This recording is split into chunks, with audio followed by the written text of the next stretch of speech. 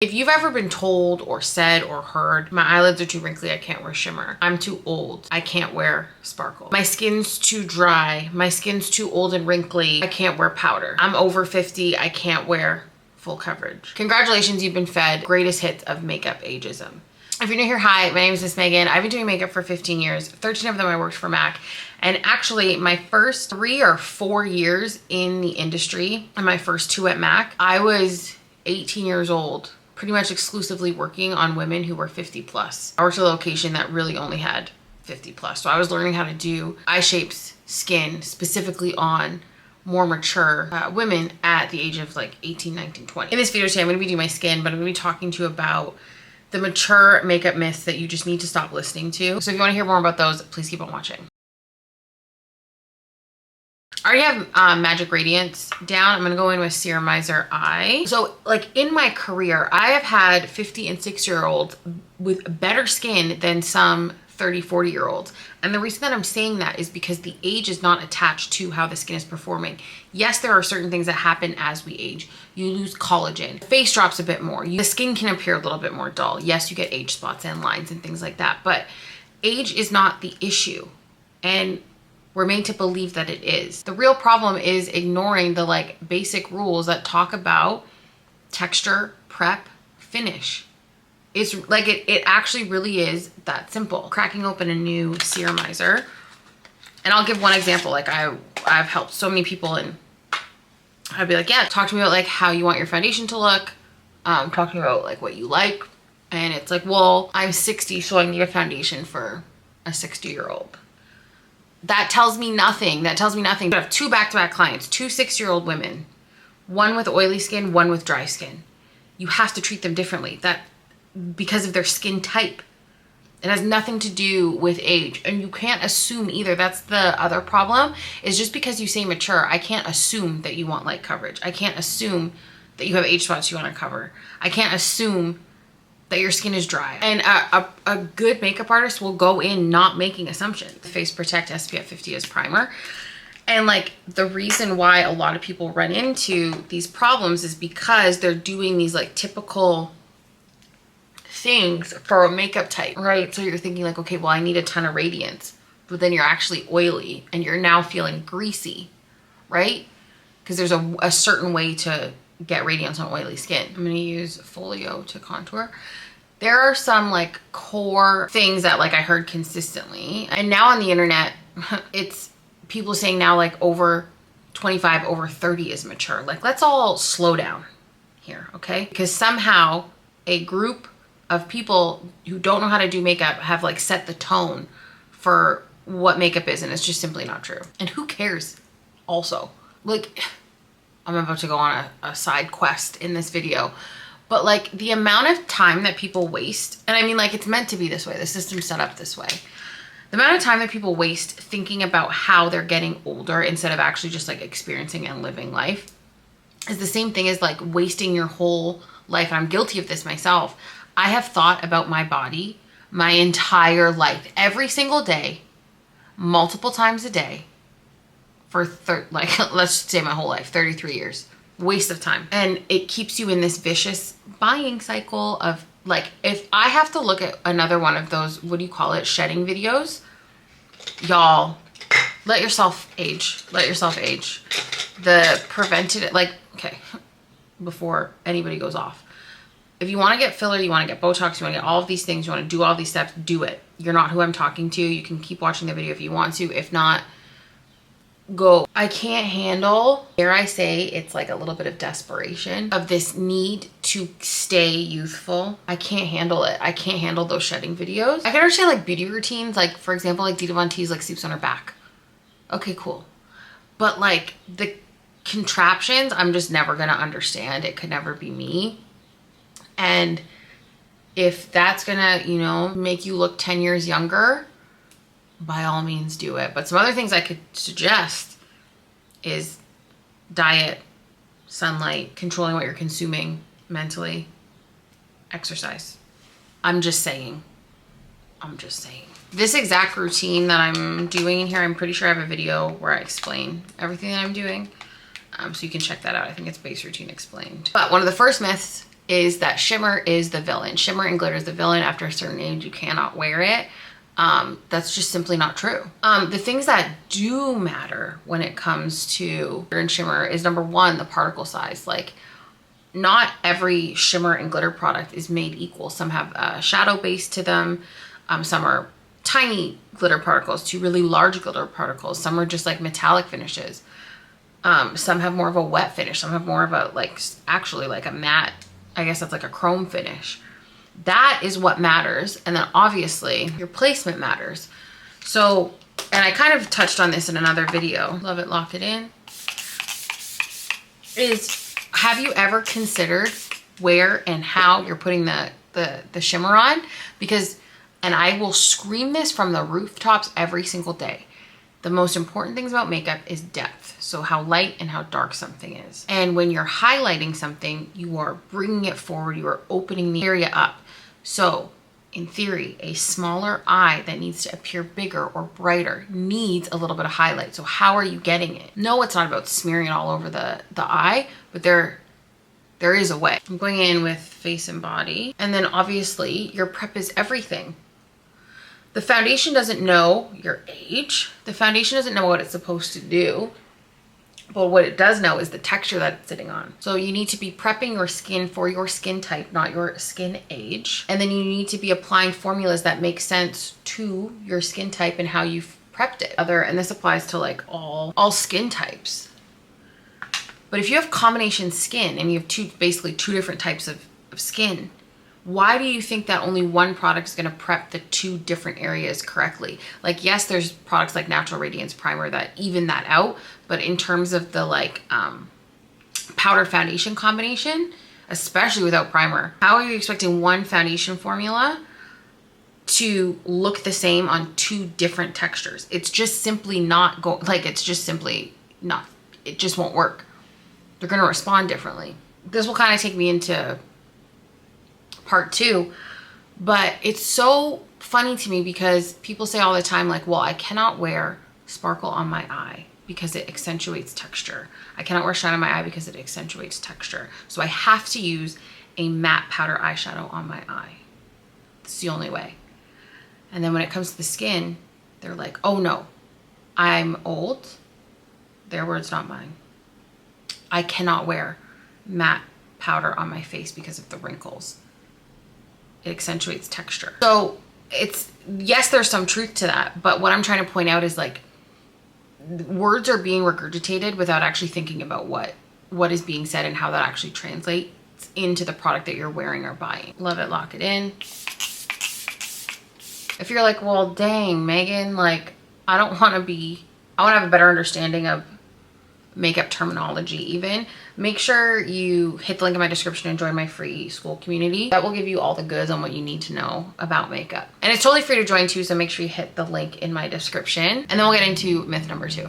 Oh, this was Studio Fix Tech. So myth number 2 is that dry skin, can't wear powder. This is just, again, simply not true. There are such things. This is like how you prep a side.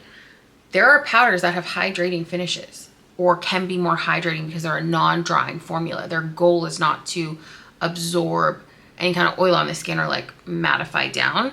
A perfect example of this is Mineralize Skinfinish. That's like an oil. It has jojoba oil in the mixture. Mineralize Skinfinish is a slurry of minerals, ingredients, oil, and then it's dried in the sun. So you have that smooth butteriness from the powder, even though it still has like a semi-matte finish.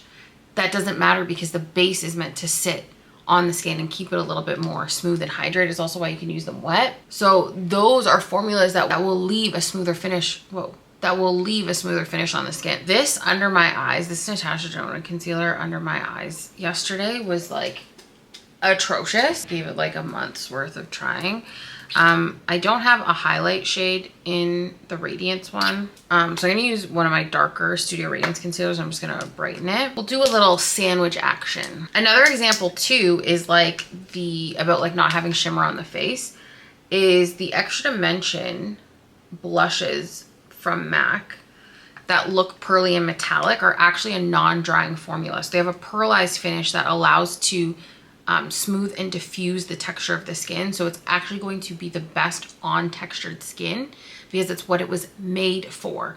So the simplicity, and again, it's a problem with the internet. So the simplicity of just like thinking that, oh, this looks shiny, this is metallic, it must be bad for blank, when you're not looking at what it was like intended to do or what like ingredients are in it, what the formula actually does, is like causing you guys to miss out on some like really great products. And again, when you prep properly for the product you're using or add something like Fix Plus in terms of like dryness, you can really create anything that you guys want. Studio Radiance Concealer. Get into it. I'm only gonna put a little because I don't know how the color's gonna read. This is the best under the eye, I'm telling you. For all skin types. And it's funny too, because I also dealt with a lot of situations where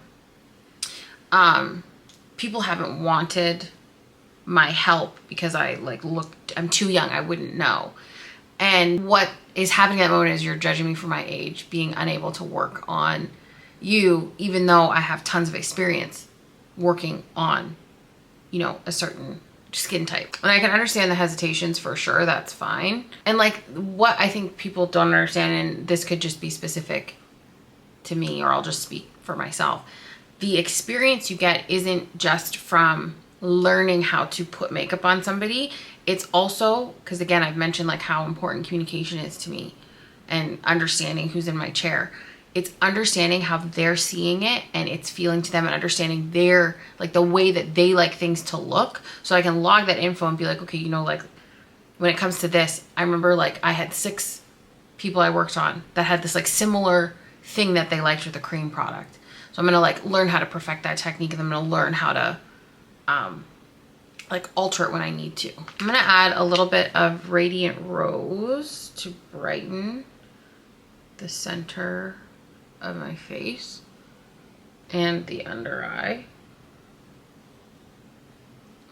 And then we'll sandwich that concealer. I don't know what I'm wearing for, trying to make it a 14.5.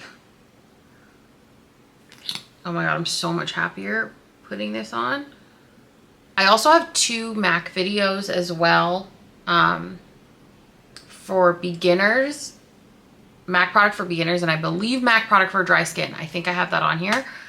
Those are 2 really great starting places if we go under the assumption that the person that has more mature skin tends to be on the drier side, doesn't want as much makeup.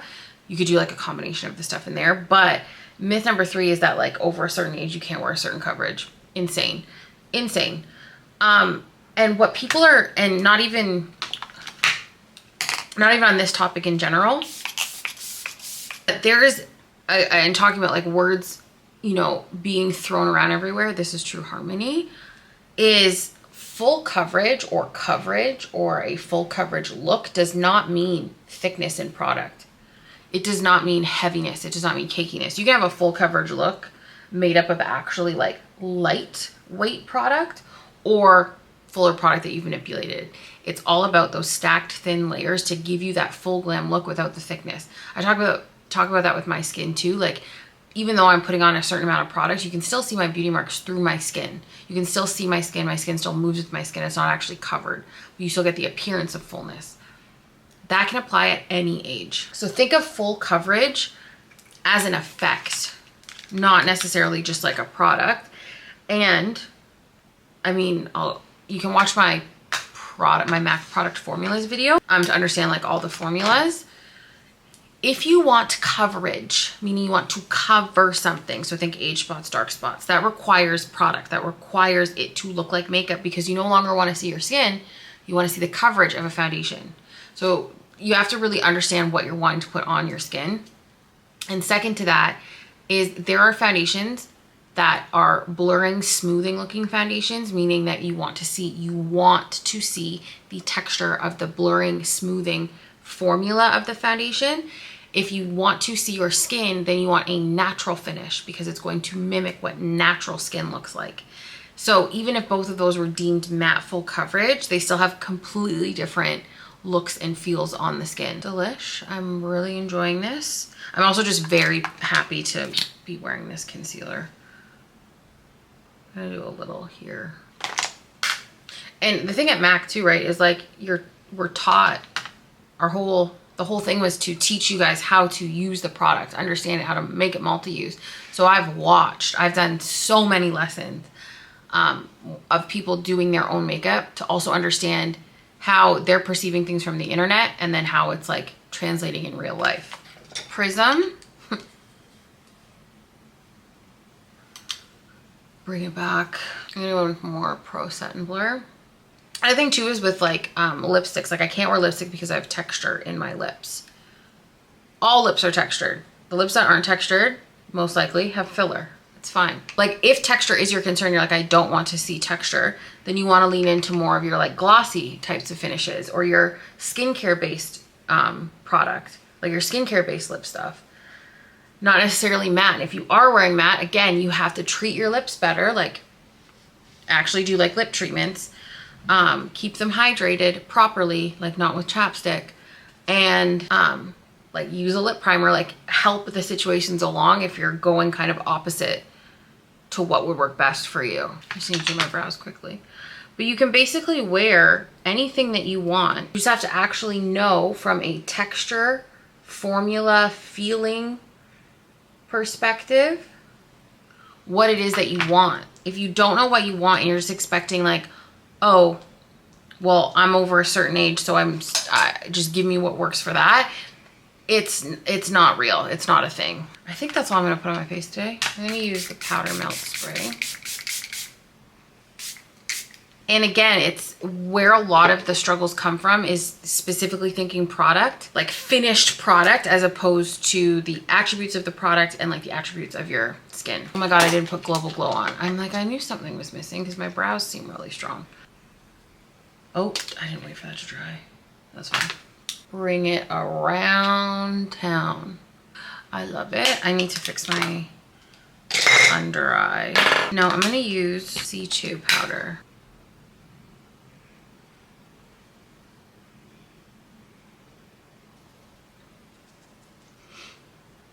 I'm telling you, what was this, like 90% MAC product? Huh, feels so good. Contour, obviously.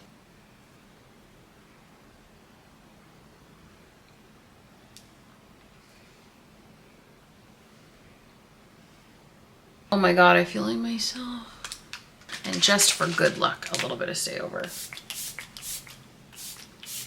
I put my like face in this and then I rotate out things. Tells me kind of what I'm into, where I want to go from here. I don't know if I've talked about this on here yet. This has been my go-to lip combo. Stone with Accolade, which is the MAC Lip Gloss Air. So sexy. If you're like, holy, I never considered any of this. Anything that Megan is saying, I've never considered before. I wish I knew more. Make sure you guys hit the link in my description and join my free Skool community. This is where you'll get actual answers to the real questions that you have when it comes to makeup. And you'll be around like-minded individuals as well who all just want to like level up their makeup game and like are just sick of buying product. I only let in a certain amount of people per day. So if you need to leave this video and click the link in the description, go join, go do that. Just so that you're not waiting super long. I love this color. I love this color. I love this color. Thank you guys so much for watching. I hope that you enjoyed this video. If you haven't already, make sure you subscribe and turn on post notifications so you never miss a post. Follow me on TikTok and Instagram, all under the same name, at Miss Megan Robinson. Let me know in the comments below what was something you thought about a long time ago and that you thought was important and like a rule you followed and now you're looking back and you're like, why did I even listen to that? If you're ready to take your everyday makeup and make it very intentional, make sure you hit the link in my description and join my free Skool community. Don't be late for school, and I'll see you in the next one. Bye.